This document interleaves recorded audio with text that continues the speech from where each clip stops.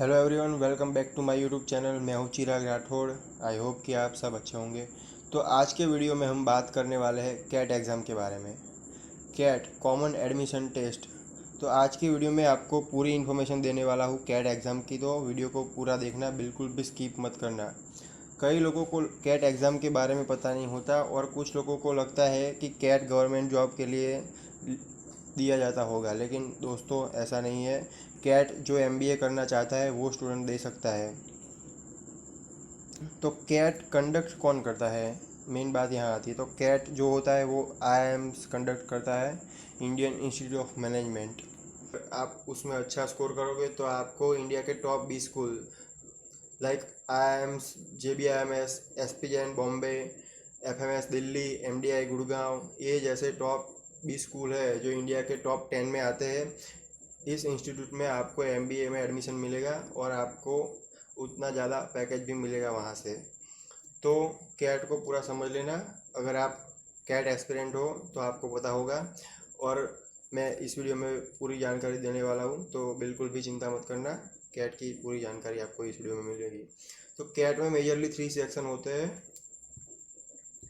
तो कैट के सेक्शन जो 3 होते हैं उसमें आता है क्वांटिटेटिव एप्टीट्यूड, डीआईएलआर एंड वीएआरसी। तो ये 3 मेजर सेक्शन होते हैं कैट के। फिर आते हैं क्वांट में। तो क्वांट में 5 सेक्शन होते हैं majorly: arithmetic, algebra, geometry, modern maths and number system. तो इसमें भी ये तो सब टॉपिक्स हो गए। फिर इसके बारे में थोड़ा डिटेल्स में चलो पढ़ते हैं। फिर आते हैं नंबर सिस्टम। नंबर सिस्टम में सीक्वेंस, सीरीज एंड प्रोग्रेशन जैसे चैप्टर आते हैं। फिर अरिथमेटिक में averages, simplification, ratio and proportion, percentage, profit and loss, speed, time, speed and distance, time and work, mixture and alligation, races, बोर्ड and streams.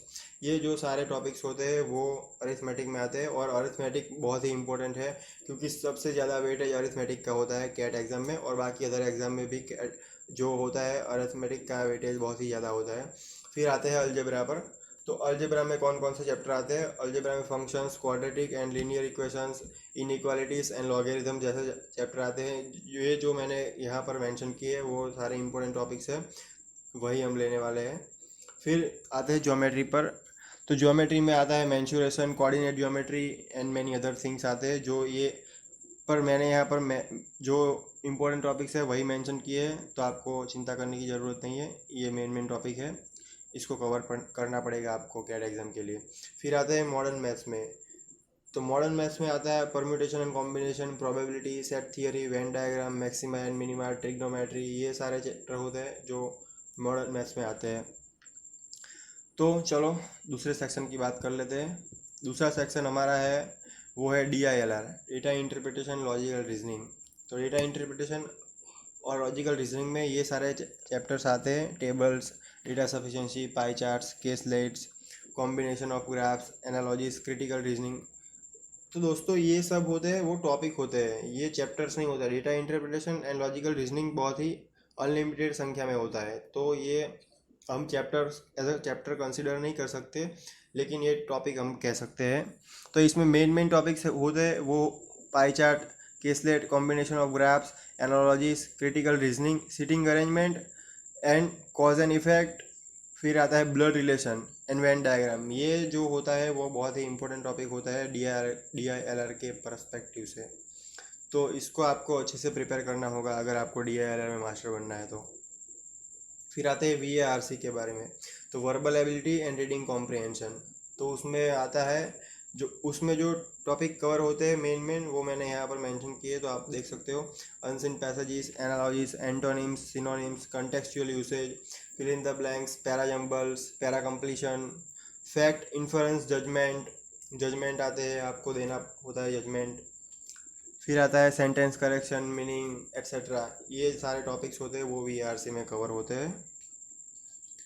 तो चलो cat exam की थोड़ी पैटर्न के बारे में बात कर लेते हैं। तो कैट जो होता है वो पूरा 2 घंटे का एग्ज़ाम होता है, 2 आवर्स आपको फुल मिलते हैं। उसमें ईच सेक्शन को आपको 40 मिनट देने होते हैं। 40 मिनट का एक सेक्शन आपको कवर करना होता है 40 मिनट में। आपको क्वांट में 22 क्वेश्चन आते हैं, DLR में 20 क्वेश्चन आते हैं, और VARC में verbal ability and reading comprehension में 24 क्वेश्चन आते हैं। और जो टोटल मार्क्स होते हैं वो 198 होते हैं।